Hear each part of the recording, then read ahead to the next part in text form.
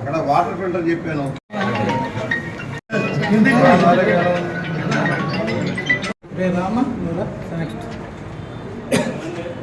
Okay sir. Satellite city లాంగ్ రండి బాబు. శాటిలైట్ సిటీ జనసేన నాయకుడు పిడిపోయి ఓకేమ్మా.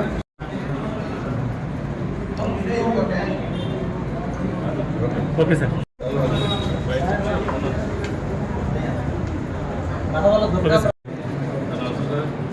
ప్రకాష్ గురించి ఎవరైనా సీఎం ఉన్నాడు కదా, సుబ్బారావు అబ్బాయి అన్నాడు కదా సార్ సార్ సార్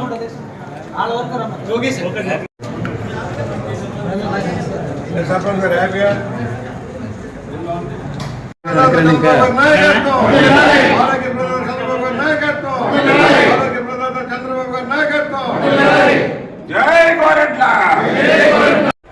అందరికీ నమస్కారం.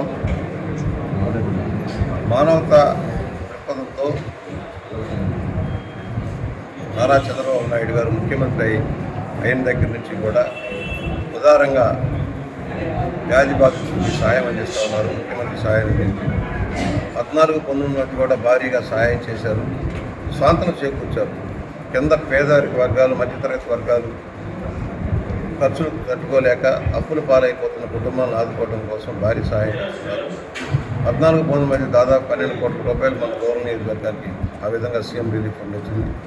మరలా ఇప్పుడు 14 నెలల్లోనే నెలకు 20 లక్షల రూపాయలు చొప్పున దాదాపు 2,60,00,000 రూపాయలు నిధులు అందుతూ ఉన్నాయి. ఎక్కడా రూపాయి లంచం లేకుండా, ఖర్చు లేకుండా, వాళ్ళకి బాధితులకు ఎలాంటి ఇబ్బంది లేకుండా స్వయంగా మా కార్యాలయమే ప్రాసెస్ చేసి తీసుకువెళ్ళి ఆఫీసులో ఇచ్చి మళ్ళా చెక్కులు వచ్చిన తర్వాత స్థానిక నాయకులందరి సమక్షంలో వారికి అప్పచెబుతున్నాం. మధ్యలో దళారీలు లేకుండా ఇచ్చే కార్యక్రమం చేస్తున్నాం.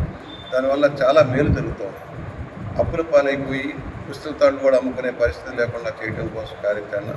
ఇక్కడ అలాగే కార్పొరేట్ తరహాలో ఉన్న హాస్పిటల్స్ని కూడా వారికి ఇవ్వాల్సిన ఆరోగ్యశ్రీ బిల్స్ కూడా త్వరగా ఇవ్వాలని నిర్ణయించారు.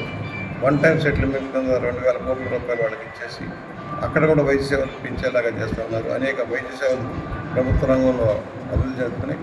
వాళ్ళ మెడికల్ కాలేజీలు కూడా తీసేయడం జరుగుతుంది. కొత్త మెడికల్ కాలేజీలు కానీ, హాస్పిటల్స్ కానీ వైద్యం మెరుగైంది. సిబ్బంది నియామకాలు జరుగుతున్నాయి. మందులు కూడా సకాలంలో అందించే కార్యక్రమం అమలు చేసి వైద్య రంగాన్ని ఉన్నత ప్రమాణాలతో తీర్చిదిద్దాలని, సామాన్యుడికి కూడా వైద్యం అందుబాటులో ఉండేలాగా చేసే కార్యక్రమంలో ఉంది. అలాగే ఈ ప్రభుత్వం ఈ సంవత్సరం నుంచి 25 లక్షల రూపాయలు ప్రతి కుటుంబానికి ఇన్సూరెన్స్ పథకాన్ని కూడా అమలు చేస్తూ ఉంది. వారికి ఇబ్బంది లేకుండా సంవత్సరంలో 25 లక్షల రూపాయల వరకు ఉచిత వైద్యం చేసుకునేదానికి ఇన్సూరెన్స్ను కూడా రాష్ట్ర ప్రభుత్వం ప్రవేశపెడతా ఉంది. దానివల్ల చాలా మేలు జరుగుతుంది. కేంద్ర ప్రభుత్వం కూడా ఈ మధ్య ఇన్సూరెన్స్ మీద పన్నులు ఎత్తేసారు, పూర్తిగా పన్నులు ఎత్తేసారు. దానివల్ల కూడా అందరూ ఇన్సూరెన్స్లో చేరండి. ప్రభుత్వం అన్నిటికీ ప్రభుత్వం మీద ఆధారపడే కంటే ఇన్సూరెన్స్లో చేరండి. దానివల్ల ఇబ్బందికరమైన పరిస్థితులు వచ్చినప్పుడు ఆదుకుంటుంది. దానివల్ల మేలు చేకూరుతుంది. ప్రతి పేదవాడికి కూడా వైద్యం అందుబాటులోకి వస్తుందని స్వయంగా మనం చేస్తున్నాం. ఏ రాష్ట్రంలో లేని విధంగా ఇంత భారీ ఎత్తున కార్యక్రమాలు చేస్తూ పేదలకు సాయం అందిస్తున్న చంద్రబాబు నాయుడు గారికి ధన్యవాదాలు తెలియజేస్తున్నాం.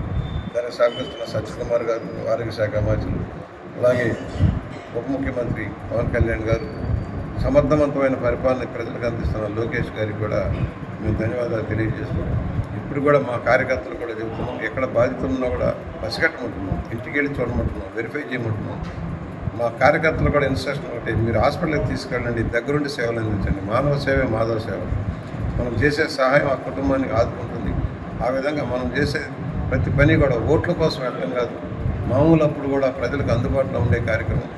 ఏదైనా సహాయం కావాల్సి వచ్చినా, వారికి ఇబ్బందుల పాలవుతున్నా, అధికారగణం వారికి సరైన సహాయం అందించకపోయినా కూడా మన కార్యకర్తలు దగ్గరుండి సహాయం చేయమని, వారికి మేలైన సదుపాయాలు అందేలాగా చేయమని, నిజమైన పేదలు అర్హుల్ని గుర్తించి వారికి అన్ని ప్రభుత్వ సహాయ కార్యక్రమాలు అందేలాగా చేయమని విజ్ఞప్తి చేస్తుంది.